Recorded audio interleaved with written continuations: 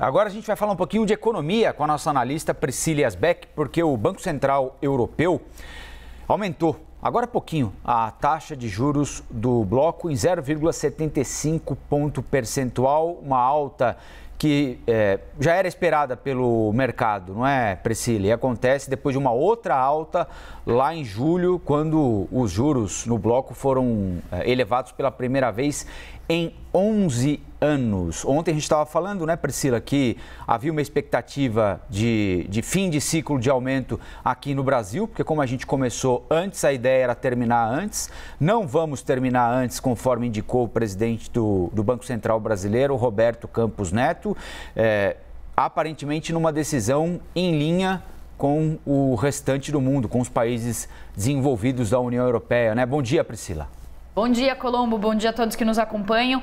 Uma taxa de juros leva a outra. É importante você fazer essa ressalva, né? Falando sobre a taxa de juros aqui e lá fora, porque o que acontece é que as taxas de juros elas vão se movendo de acordo com o que acontece nessa dinâmica global, porque um país que é considerado mais arriscado, ele vai ter que subir um pouco mais sua taxa de juros para atrair dinheiro para sua economia, quando um outro país que é considerado menos arriscado sobe a sua taxa, porque senão fica relativamente menos atraente investir num país que é mais arriscado e que continua com a mesma taxa, quando um outro país menos arriscado fez uma elevação maior. Então é um pouco do que está acontecendo. Os Estados Unidos estão subindo a régua dos juros por lá e aí todos os outros países também têm que subir mais os juros. E o que está por trás disso é uma inflação recorde que faz os bancos centrais terem que subir, serem mais agressivos com os juros, porque os juros eles são como se fosse o custo do dinheiro. Então quando eles sobem é como se o custo do dinheiro aumentasse e isso acaba gerando um efeito de reduzir a demanda e acomodar mais os preços. Falando especificamente sobre essa decisão então do Banco Central Europeu,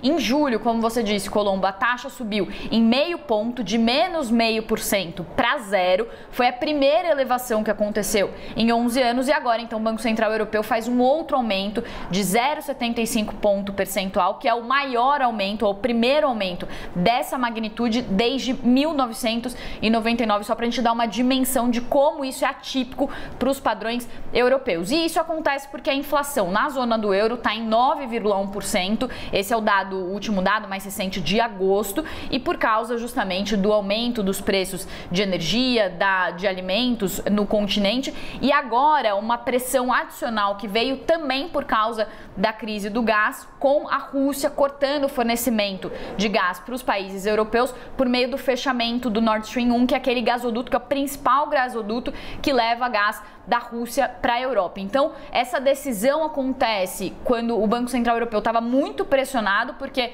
por causa dessa inflação recorde, que se somou também a esse corte de fornecimento de gás, que traz mais previsão de mais aumento de preços e mais uma crise de energia se agravando na Europa. Vale falar que as taxas de juros na Europa, na zona do euro, ficaram negativas por quase 10 anos e agora então vem subindo para tentar conter essa escalada de inflação. E o que isso traz de impactos para o mundo todo, né? A União Europeia, os países da zona do euro hoje não são tão relevantes diretamente, por exemplo, para o Brasil, como a China e os Estados Unidos, que são ali os nossos principais parceiros comerciais. Mas isso traz um sinal, mais um sinal, de que a economia global está desacelerando, aumenta o pessimismo e isso acaba agravando aquele cenário de crise com um fator diferente da crise de 2008. Agora são os três principais motores da economia global, China, União Europeia e Estados Unidos, que estão desacelerando em cenários complexos ao mesmo tempo. Volto com vocês.